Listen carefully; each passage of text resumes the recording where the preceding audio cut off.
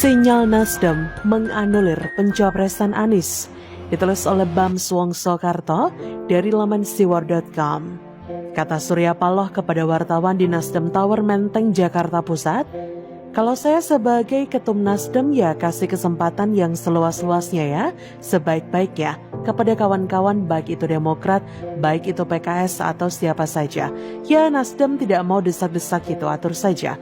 Mau koalisi boleh, kurang, gak koalisi juga gak apa-apa."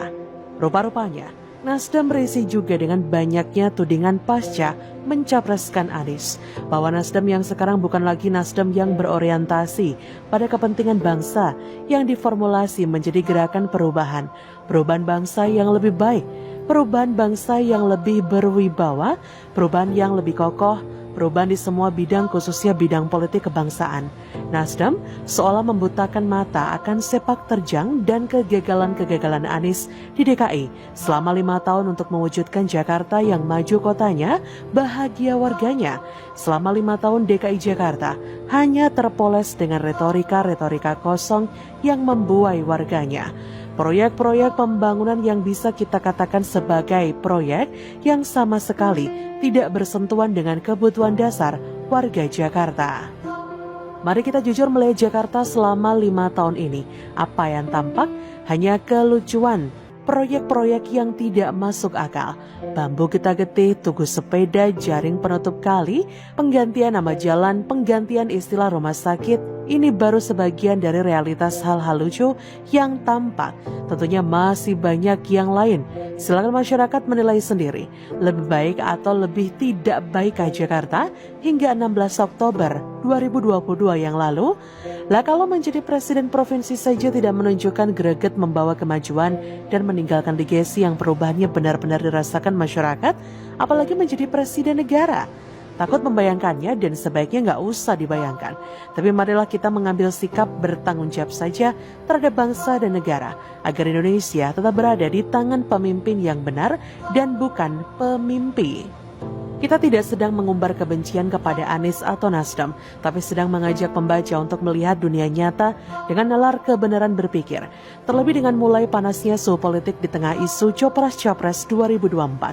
Tentunya agar Indonesia ke depan tidak salah pilih pemimpin bangsa. Kalau orientasi Nasdem mendeklarasikan Anies menjadi Capres 2024 agar terjadi perubahan bangsa yang lebih baik, itu adalah sebuah kemustahilan yang ditawarkan kepada rakyat Indonesia, atau boleh saja kita menyebutnya bohong besar. Masyarakat bisa menilai mengapa Anies tiba-tiba ditendang keluar dari Kabinet Indonesia Bersatu, ya karena tidak bisa bekerja. Mungkin sih bisa kerja, tapi semaunya sendiri. Ini harusnya menjadi pegangan kita dalam menilai sosok Capres 2024 usungan Nasdem.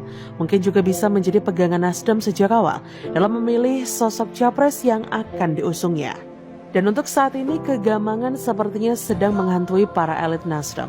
Kegamangan yang beresiko anjloknya perolehan suara di Pilpres 2024 dan sekaligus mengguremkan Nasdem. Fakta membuktikan begitu Nasdem resmi mengusung Anies, banyak kader yang merasa lebih baik tidak bersama Nasdem. Mungkin saja menganggap Nasdem sudah tidak berorientasi kepada perubahan bangsa yang lebih baik dan perubahan bangsa yang lebih berwibawa. Dirunyamkan pula dengan rencana koalisi bergabungnya Demokrat PKS. Tentu saja kedua partai ini tetap ngotot mengajukan cawapres bagi Anies.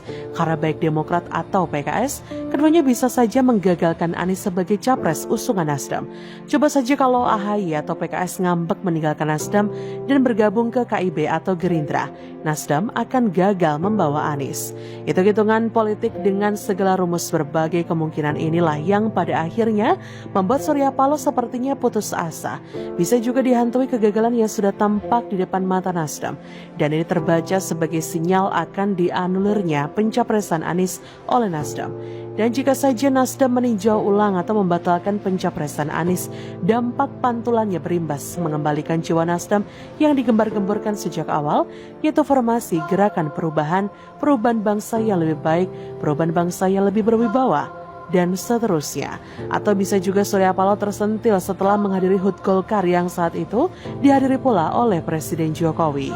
di mana Presiden Jokowi dengan tegas berpesan agar parpol berhati-hati dan tidak sembrono dalam menentukan capres pada Pilpres 2024. Presiden Jokowi juga meminta agar memilih tokoh yang benar dan berkualitas untuk menjadi capres ataupun cawapres. Ini mungkin yang membuat tambah gamangnya Surya Paloh. Dan akhirnya hanya bisa mengatakan Demokrat dan PKS mau berkoalisi boleh, tidak berkoalisi juga nggak apa-apa. Pernyataan inilah yang mengisyaratkan bahwasanya Nasdem akan meninjau ulang pencapresan Anies Baswedan. Lebih baik seperti itu daripada pada akhirnya nanti Nasdem sendiri yang rugi bandar, rugi kardus, rugi nama baik yang telah terbangun dan tentunya rugi perolehan suara dan tentunya rugi posisi kabinet.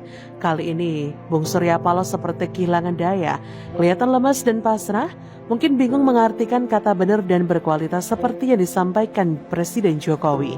Seandainya Capres 2024 yang diusung Nasdem dikategorikan benar dan berkualitas, bisakah menunjukkan? Shalom, salam rahayu, Bam Swongso Karto. Jadi bagaimana menurut Anda?